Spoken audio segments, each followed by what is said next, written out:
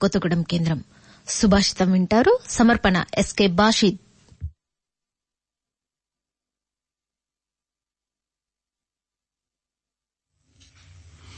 పెళ్లంటే నూరేళ్ల పంట అన్నాడో కవి.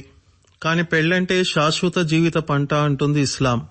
పెళ్లంటే చట్టబద్దంగా ఒక స్త్రీ పురుషుల కలయిక. ఇది ఏ రూపంలో జరిగినా సరే అది మానవ మనుగడకు మూలాధారం. మనిషి అసలు జీవిత ప్రారంభమయ్యేది కూడా ఇక్కడి నుంచే. బంధాలు బంధుత్వాల అనుబంధాలతో పెనవేసుకొని జీవన పయనం ముందుకు సాగేది కూడా ఇక్కడి నుంచే అన్న అతిశయోక్తి కాదేమో.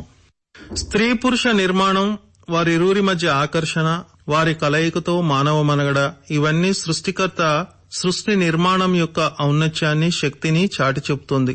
ఖురాన్లో సృష్టికర్త అయిన అల్లాహ్ ఇలా సెలవిచ్చాడు. ఆయన సూచనలో మరొకటి ఏమిటంటే, ఆయన మీ కొరకు భార్యలను మీ జాతి నుండే సృష్టించాడు, మీరు వారి వద్ద శాంతి పొందడానికి.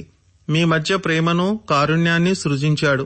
నిశ్చయంగా ఆలోచన పరులకు ఇందులో ఎన్నో సూచనలున్నాయి. ఈ కలయిక పవిత్రమైనదిగా చేసేదే పెళ్లి. అందుకే ప్రవక్త ముహమ్మద్ సల్లల్లాహు అలైహి వసల్లం ఇలా ఉపదేశించారు: యువకులారా, మీలో వివాహ బాధ్యతల్ని నెరవేర్చే శక్తి కలవారు తప్పక వివాహం చేసుకోవాలి. ఎందుచేతనంటే వివాహం దృష్టిని క్రిందికి వాలేలా చేస్తుంది, మర్మస్థానాన్ని రక్షిస్తుంది. వివాహ బాధ్యతల్ని నెరవేర్చే శక్తి లేనివారు అప్పుడప్పుడు రోజా అంటే ఉపవాస వ్రతాన్ని పాటించాలి. అది కామావేశాన్ని నిగ్రహింపచేస్తుంది అని అన్నారు. వివాహం వల్ల మనిషి కోరికలు అదుపులోకి వస్తాయి. అతని చూపు పరిపరి విధాలుగా పరిభ్రమించదు. తద్వారా జీవితంలో నిగ్రహం, పరిశుద్ధత, పవిత్రత జనిస్తాయి. కామవాంఛ క్రమబద్ధమవుతుంది. వివాహం తర్వాత దానికి సంబంధించిన బాధ్యతల్ని మోసే స్తోమత లేనివారు ఉపవాస వ్రతాన్ని పాటిస్తే తద్వారా మనో నిగ్రహానికి, కామకోరికల అదుపుకు మార్గం ఏర్పడుతుంది. వివాహం ముందు వధూవరుల ఎంపిక ఎలా ఉండాలో చెబుతూ ప్రవక్త ముహమ్మద్ సల్లల్లాహు అలైహి వసల్లం ఇలా తెలిపారు: స్త్రీని 4 ప్రాతిపదికలపై పెళ్లి చేసుకుంటారు.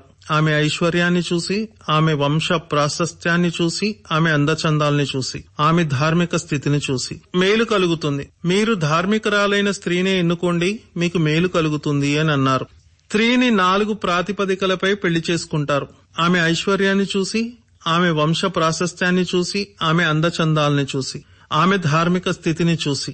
మీరు ధార్మికురాలైన స్త్రీనే ఎన్నుకోండి, మీకు మేలు కలుగుతుంది అని అన్నారు ప్రవక్త.